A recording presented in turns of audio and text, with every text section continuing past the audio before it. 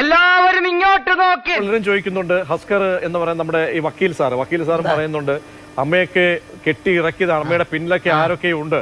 ആ പറഞ്ഞവനെ ഇങ്ങോട്ട് വിളിച്ചോണ്ടാ അടിച്ചവന്റെ കർണക്കുട്ടി ഞാൻ പൊട്ടിക്കും. ഇതൊക്കെ പറയാൻ പഠിപ്പിക്കുകയാണ്, മുഖ്യമന്ത്രിക്കെതിരെ പറയാൻ പഠിപ്പിക്കുകയാണ്. കോടതിയിൽ പോകാൻ വേണ്ടി അമ്മ ഈ പൈസയൊക്കെ കൊടുത്തത് മറ്റുള്ളവരാണ്, പൈസ ഇല്ലാത്ത ആൾ എങ്ങനെ കോടതിയിൽ പോകും? ഇതിനൊക്കെ മറുപടി എന്താണ് അമ്മേ?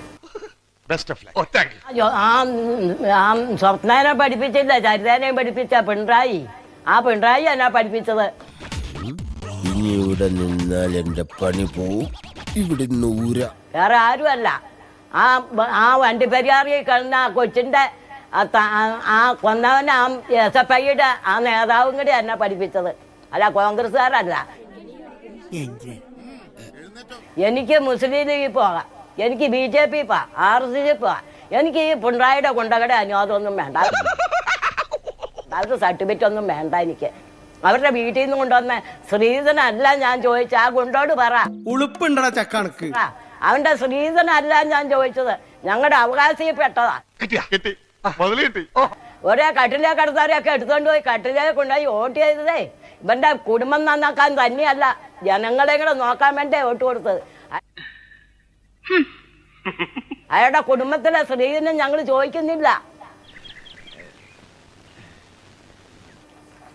അയാളെ പോലെ തുല്യ അവകാശമുള്ളവരാ ഈ അവകാശം ചോദിക്കണം. അയാളോട് പണി നോക്കാൻ പറ.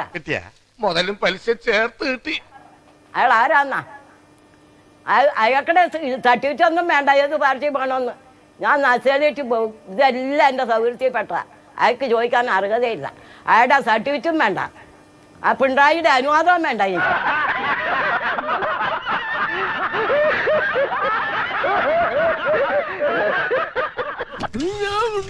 നാളായി കോൺഗ്രസ് അങ്ങനത്തെ അവരുടെ സർട്ടിഫിക്കറ്റ് വേണ്ട. അല്ലല്ല, ഇവര് പറയുന്നത് അമ്മ കോൺഗ്രസ്സുകാരിയാണ്, ഈ സർക്കാരിനെ കരിവാരിത്തേക്കാൻ പുറപ്പെട്ടു എന്നാണ്. അത് എന്റെ സൗകര്യത്തിൽ പെട്ടതാ. അതാ ഞാൻ പറഞ്ഞത്, അത് പിണറായിയുടെ സർട്ടിഫിക്കറ്റ് വേണ്ട. ഈ ഇച്ചിരി ഇല്ലാത്ത അമ്മയും പെങ്ങളെയും തിരിച്ചറിയാൻ പാടില്ലാത്ത വർഗമൊക്കെയല്ല അവര്. അങ്ങനെ പേടിച്ചു പോകുന്നവനൊന്നും അല്ല ഞാൻ, എന്നാലും വെറുതെ ചോദിക്കുക. ഈ കോയമ്പത്തൂർക്കുള്ള ബസ് പോയാലോ? 6 വയസ്സായി 5 വയസ്സായും കൊച്ചനെ പീഡിപ്പിക്കണ പിണറായിയുടെ ഗുണ്ടകളെ CPM-കാര് നാണം കെട്ട വർത്താനം. എന്റെ മുമ്പ് പോയി തൂങ്ങിച്ചത്.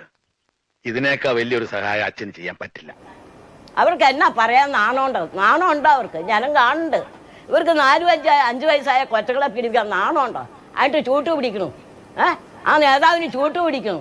എന്ത് വൃത്തിയായിട്ടാ? പൈസ കിട്ടണം, കിട്ടിയേ പിന്നോട്ടുള്ളൂ അല്ലേ? പറയിപ്പിക്കരുത്. അല്ലാതെ ഈ വൃത്തിയായിട്ട ഭാഷയുടെ ഒന്ന് പറഞ്ഞോണ്ടല്ലോ ആണെങ്കിൽ അത് സതീശനൊന്നും അല്ല. ഞങ്ങളുടെ വായിൽ നല്ലതുകൊണ്ട് പറയാൻ. 2 കെട്ടോനെ കിട്ടേണ്ടതൊക്കെ കിട്ടിയല്ലോ, സമാധാനമായല്ലോ.